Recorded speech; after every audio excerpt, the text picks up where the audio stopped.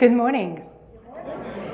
Welcome to Community Unitarian Universalist Church here in Plano, Texas. My name is Reverend Dr. Aija Duelm. I am the minister of this congregation, and I am glad you are here in person or joining us online. We always have a group of people that are joining us who are not able to be here physically due to various reasons, and they're always with us from their homes. Glad that we can be together here.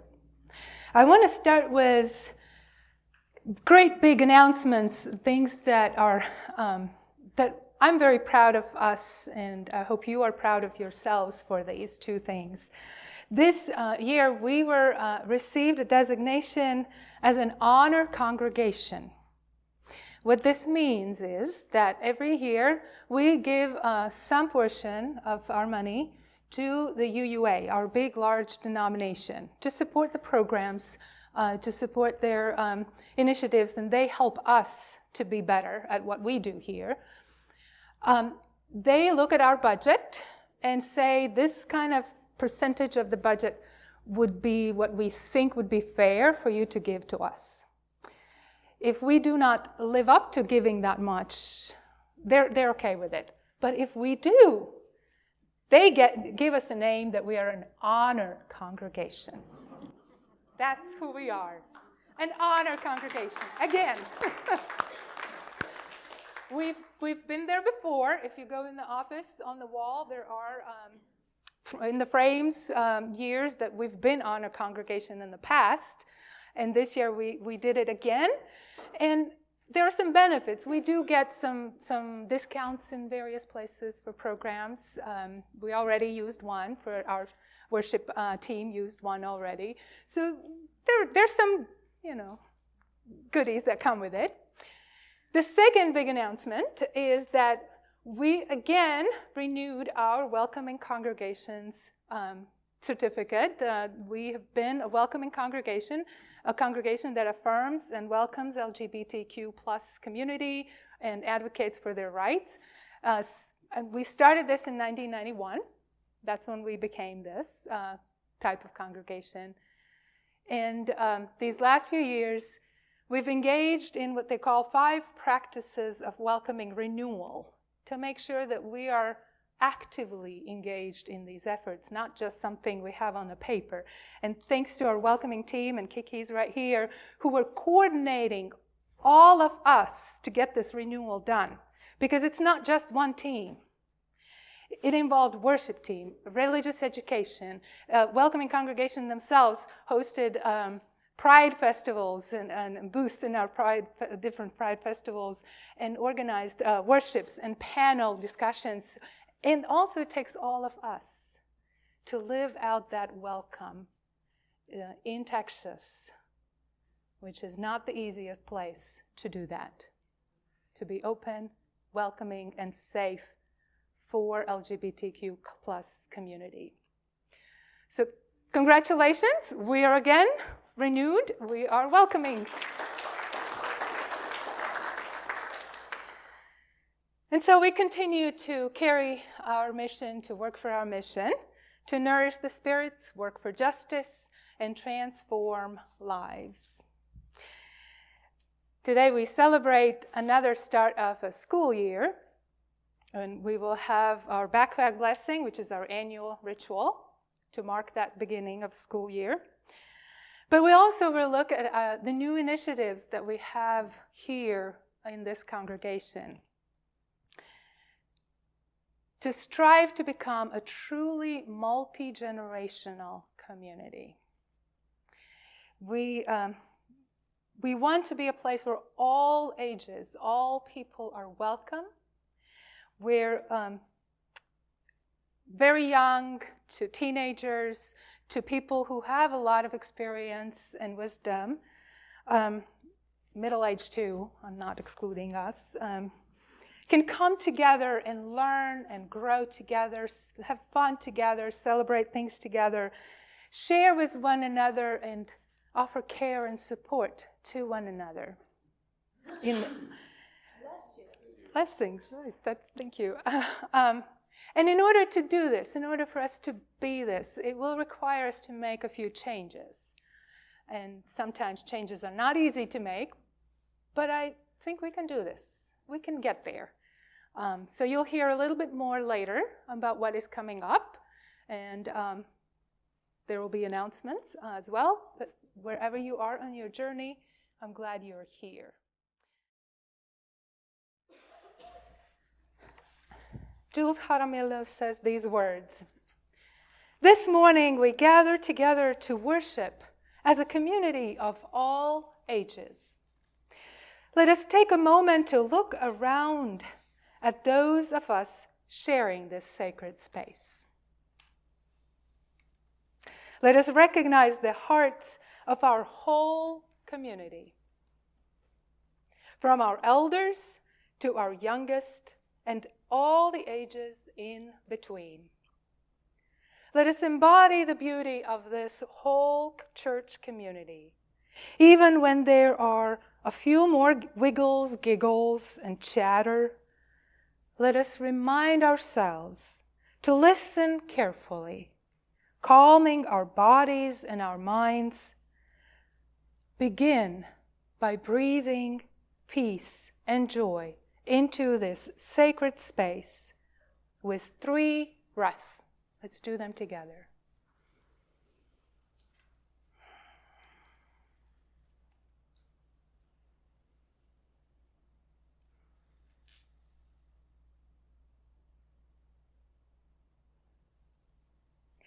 Know you are surrounded by the love of this community where all are welcome.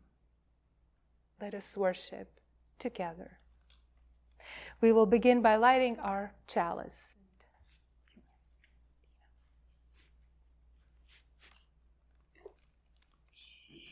Deanna will light our chalice this morning, and you can follow Deanna, Aija, and I, because there are some actions that everyone does with this chalice lighting.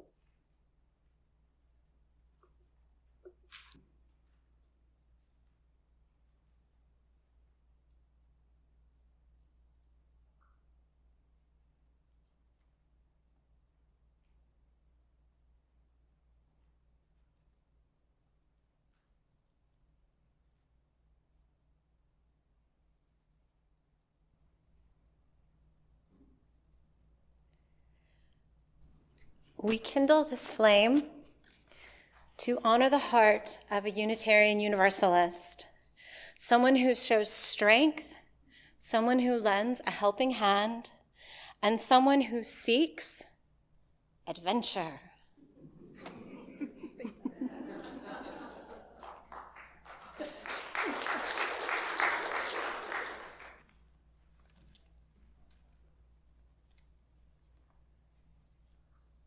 Our covenant is the promise we make with one another about the way we will walk together as a community and a congregation.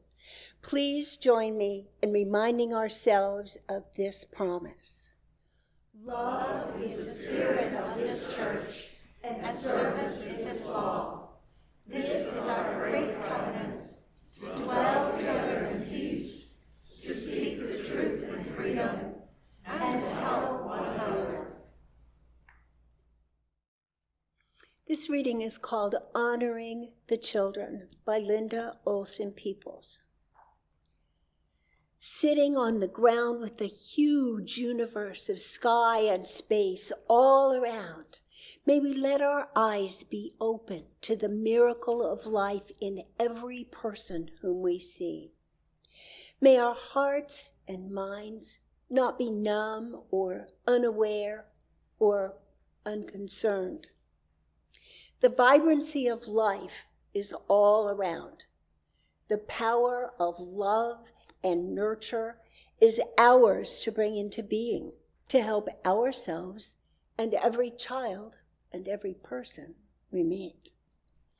We are who we are, and how we are with one another matters.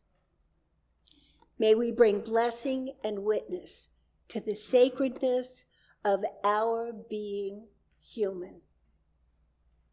Amen. Thank you.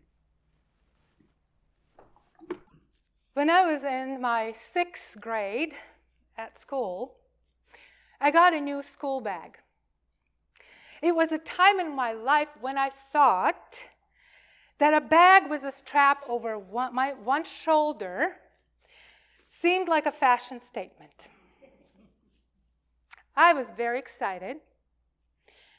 Unfortunately, my school nurse was not. When she saw the bag and she lifted it, she said, "No, you will hurt your spine. This is too heavy to carry on one shoulder. You need a backpack to even out this weight." In those days, we had to carry all our school books and notes with us. And we did not have the lockers and where I went to school. So there were books for geography, math, literature, history, languages, physics, biology. And these were huge books. They were not light ones. They were at least 2.5 pounds each, if not more.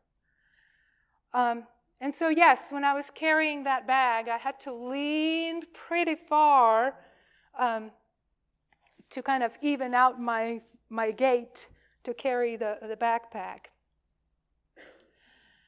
And as much as I did not like to give it up, I did give it up so that it would not hurt me in the long run. We all carry some things with us, and how we carry them matters. As we look toward the next school year, it is as good time as any to look at what we carry with us, how we carry those things, and are these things that will actually help us reach our goals and aspirations of where we want to be? And if not, what can we do to make some changes? Maybe take out some of these things that have been in those bags for a while. Things that are weighing us down or making or standing in the way of our being able to move closer to our goal. Here in this church, we are entering a new church year, a new season for learning and growing. And it brings with it a wonderful opportunity for us to lean into our aspirations and become a truly multi-generational church, where all ages are welcome.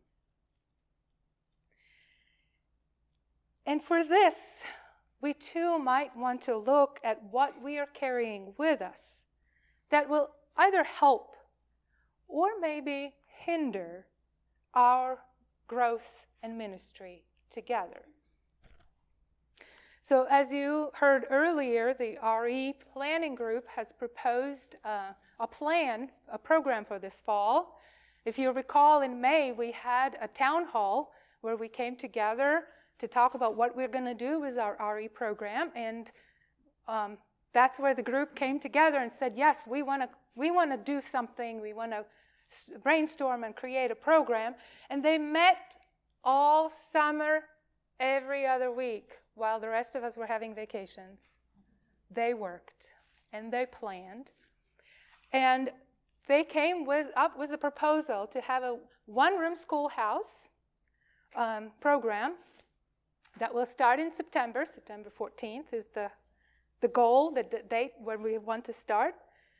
And the program will be, how do we UU together? How do we UU together? We will need to make some changes and adjustments to make this program work, because it will affect not just our worship space, it will affect everything we do. We may need to make some changes for our culture, for our ways of doing things.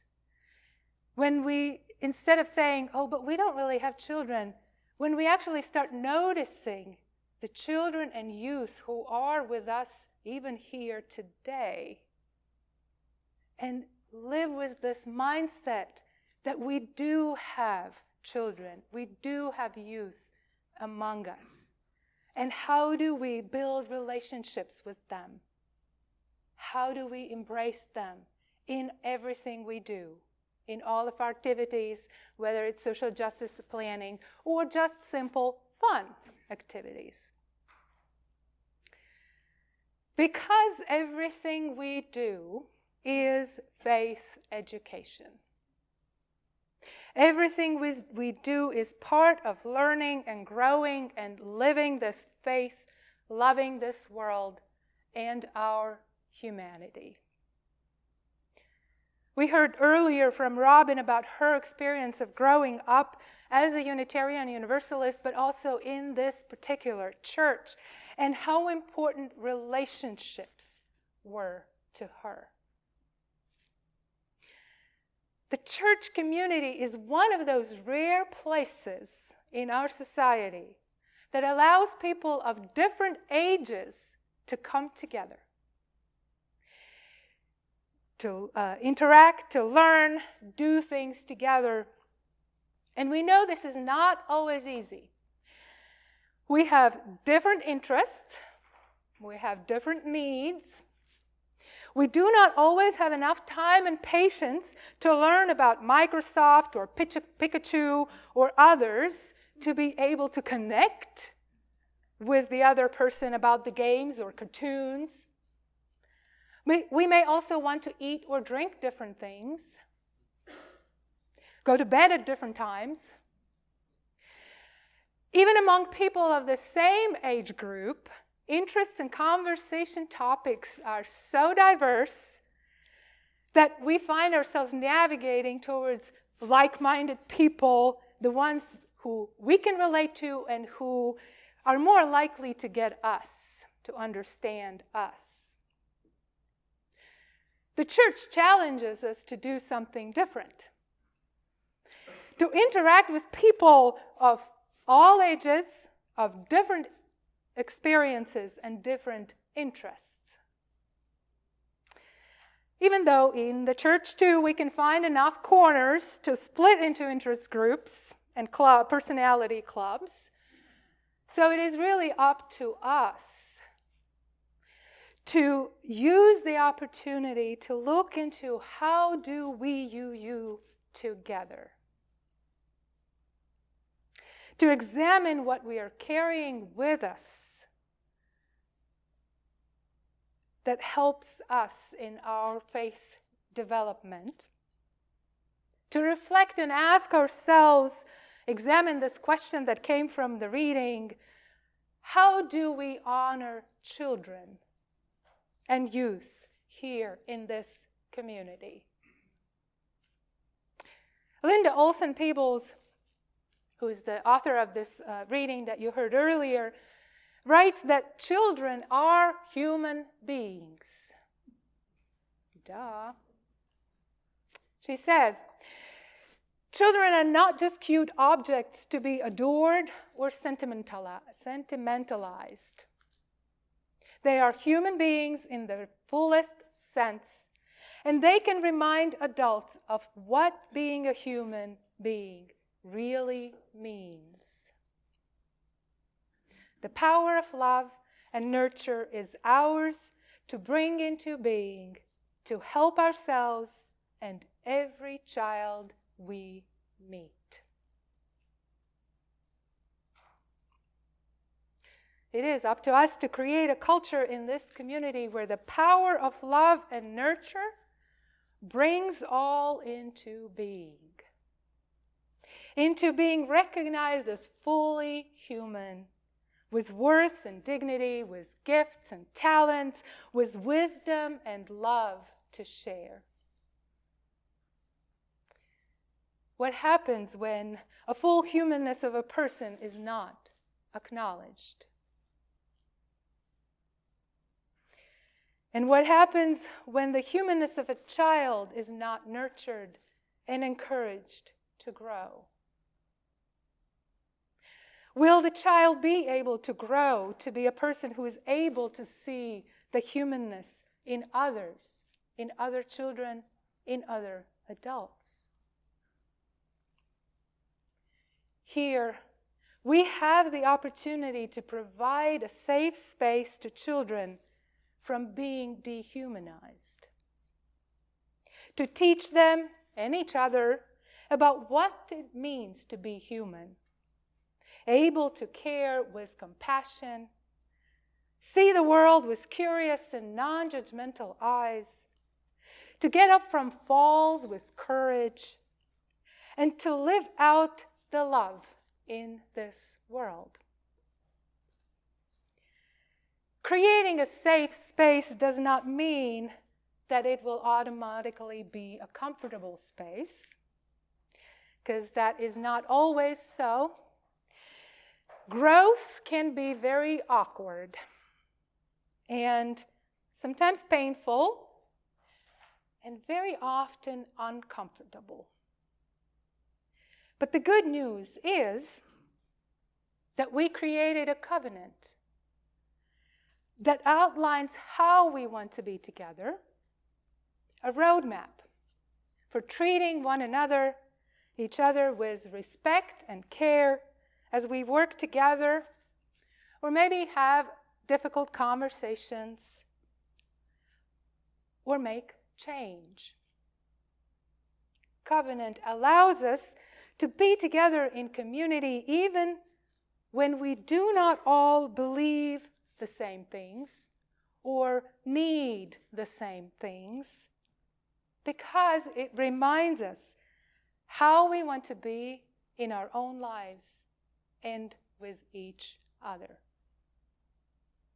So if there is one thing that I wish you heard today from all this talk, is that you carry the covenant in your backpacks, in your purses, in your portfolios, in your hearts, wherever you go. Our new season, with that possibility for us to become a multi-generational church, multi-generational community, is here. And it will take all of us to see if we can live into it. As our worship time draws to a close, it's time now to extinguish our chalice. Please join me in reciting these words. We extinguish this flame, but not the light of truth, the warmth of community, or the fire of commitment. These we carry in our hearts until we are together again. As we go forth, I offer this benediction by Kent McKusick. In the name of all that is holy, may the connections between us inspire and sustain us. May the flame of life within and among us be a sacred reminder that we are all called to serve, to grow, and to love as when we continue this journey of transformation. May it be so. Amen.